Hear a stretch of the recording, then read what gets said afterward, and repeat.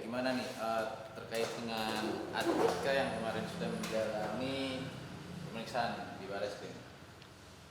Oke, saya sempat melihat ya kemarin dan udah saya tonton juga klarifikasi daripada Tante Atika Hasyolan di Barreskrim Polri. Lalu kemudian saya juga udah tonton klarifikasi dari Bu Ratna Sarumpait ya di channel YouTube-nya siapalah kemarin itu ya. Itu saya sudah tonton semua dua-duanya dan saya ingin berkomentar tentang klarifikasi dari kedua belah pihak tersebut. Yang mana gini, kemarin kan saya lihat ya di Barreskrim Polri itu setelah menjalani pemeriksaan Ibu Atika Hasyolan ini kan akhirnya dikerubunin wartawan, media dan pers segala macam, lalu angkat bicara lah ya, mengeluarkan beberapa statement. Dan saya kali ini akan menanggapi statement itu. Jadi pertama yang saya tangkap dari klarifikasi Tante Atika Hasyolan ini adalah bahwasanya beliau menyampaikan kasus ini udah kasus lama lah ya, kayak diangkat kembali segala macam. Lalu tentang kenapa keluarga mereka itu memisahkan, katanya gara-gara tersinggung, katanya digambarkan oleh Tante Atika dari klarifikasi tersebut, katanya ayah saya ini digambarkan seolah-olah marah gitu loh, jadi pergi meninggalkan keluarganya, lalu yaitu atas dasar ayah saya tersinggung karena ibu saya atau istrinya itu menggugat pengampuan daripada ibunya atau Ibu Ratna Sarumpait seperti itu. Di sini saya akan bantah statement itu dengan menampilkan ada beberapa bukti ya, di sini ada 2 bukti ya. Bahwasanya saya jelaskan dulu pertama-tama itu kenapa bisa ibu saya menggugat pengampuan tersebut. Jadi menurut keterangan dari klarifikasi ini dihubungkan juga dengan klarifikasinya Bu Ratna Sarumpait ya, yang menyampaikan bahwasanya katanya ibu saya ini menggugat pengampuan itu karena serakah, karena bentuk ketamakan, lalu keserakahan lah ya, seperti itu. Di sini saya akan bantah kenapa ibu saya bisa menggugat pengampuan atas nama Ratna Sarumpait. Oke, saya jelaskan dulu pertama-tama. Di sini saya punya, teman-teman, berkas salinan resmi daripada Pengadilan Negeri Jakarta Selatan. Ini dari PN Jaksel, bisa saya tunjukin dulu pada teman-teman sekalian. Ini adalah salinan resmi, ada nomor perkaranya juga, daripada Pengadilan Negeri Jakarta Selatan tentang pengampuan Ibu Ratna Sarumpait ya. Jadi ini pada tahun nih diberikan kepada kuasa pemohon 5 Maret 2008. Jadi ini dari tahun 2008 ya. Di sini Ibu RS selaku waktu itu belum pengampu ya, karena statusnya masih jadi pemohon ya.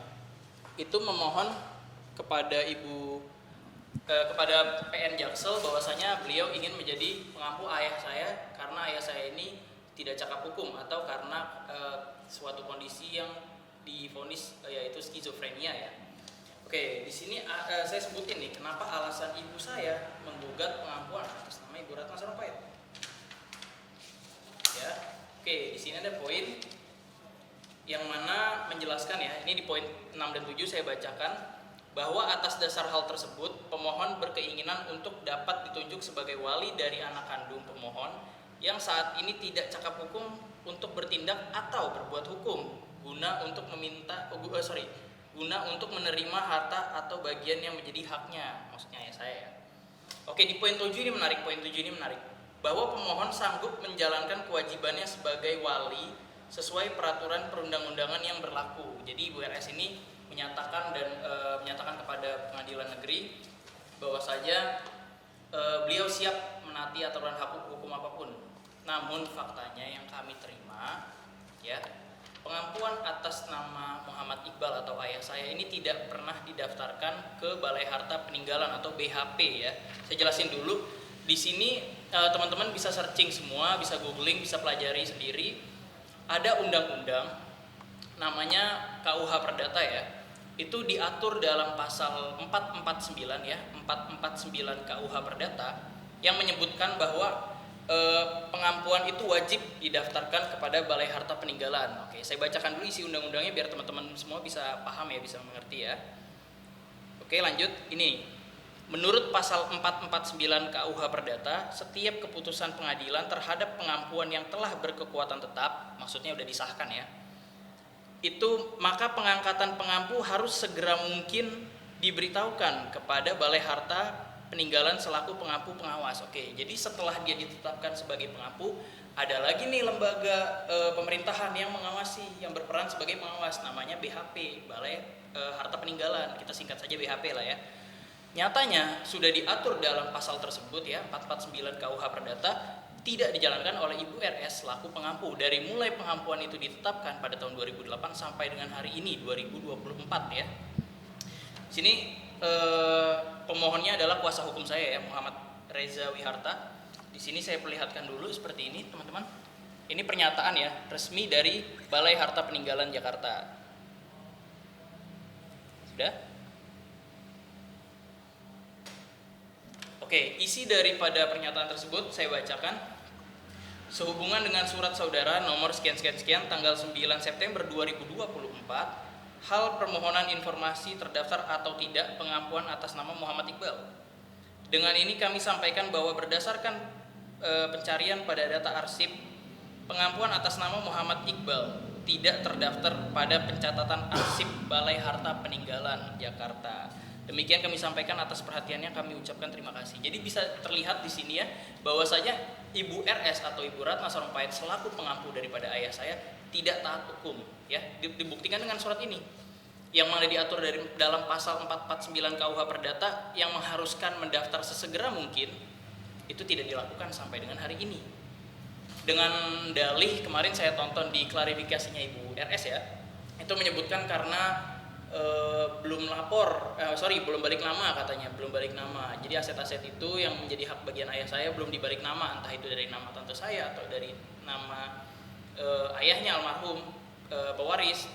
Itu salah, saya nyatakan salah karena tidak ada undang-undang yang menyuruh untuk itu. Jadi ini bukan beli motor second lah ya, seperti itu ya, beli motor second lalu kita harus balik nama agar kita bisa bayar pajak, itu bukan seperti itu. Tidak ada undang-undang atau aturan hukum yang mengatur atau menyuruh Anda untuk balik nama.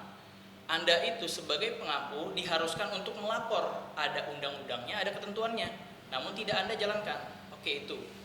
Lalu kemudian ada yang menarik lagi nih, alasan daripada kenapa ibu saya menggugat pengampuan daripada Ibu Ratna Sarumpait. Jadi sebenarnya ada beberapa alasan ya. Kemarin kan di klarifikasinya Ibu Ratna ini menggambarkan seolah-olah ibu saya ini gila harta, tamak, dan mata duitan lah gitu. Di sini saya jelaskan dengan dasar hukum yang jelas. Bahwasanya alasan, ini salah satu ya, bukan banyak ya. Bukan satu doang ya. Ini saya bacakan di sini. Jadi Ibu Ratna Sarumpait ini mengajukan pengampuan atas ayah saya kepada Pengadilan Negeri Jakarta Selatan itu dengan melampirkan beberapa bukti. Saya bacakan bukti-buktinya.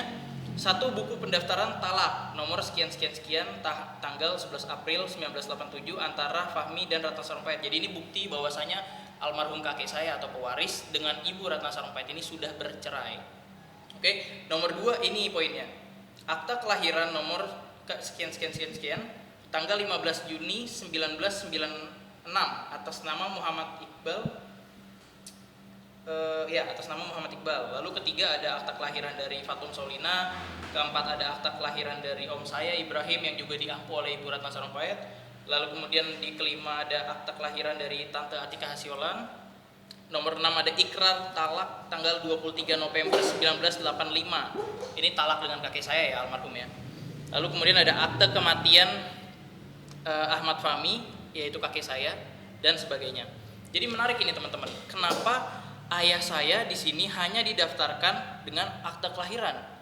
Padahal yang harusnya Ibu Ratna Sarumpait lampirkan saat permohonan pengampuan, ayah saya ini harusnya dilampirkan juga dong kartu keluarga dan KTP beliau. Karena pada saat itu 2008 saat pengampuan ini dimohonkan oleh Ibu Ratna Sarumpait, itu kondisinya itu ayah saya sudah memiliki 2 anak, yaitu saya dan abang saya ya. Karena waktu 2008 itu adik saya yang paling kecil belum lahir. Lalu kemudian Ibu RS ini seakan menutupi. Jadi gini saya bilang. Kenapa saya bilang menutupi? Saya pernah nonton dari klarifikasi Ibu Ratna Sarumpait menyampaikan bahwasanya ibunya ayah saya yang berhak, jadi cuman RS yang berhak atas pengampu ayah saya karena dia bilang ada peraturan, ada perundang-undangan yang mengatur bahwa saja ini pasalnya yang berlaku itu untuk sedarah. Padahal saya nyatakan tidak teman-teman. Di sini benar apa yang dikatakan Ibu Ratna tapi dipotong.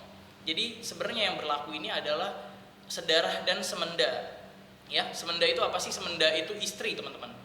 Jadi semestinya ibu saya ini juga berhak untuk mengajukan pengampuan pada saat itu, namun tidak didaftarkan ke PN Jaksel atas KK dan KTP ayah saya. Karena apa? Di situ ada status bahwasanya ayah saya ini sudah berkeluarga, sudah memiliki istri dan sudah memiliki 2 orang anak. Walaupun oke lah, saat itu saya masih 2008 itu usia saya masih 7 tahun.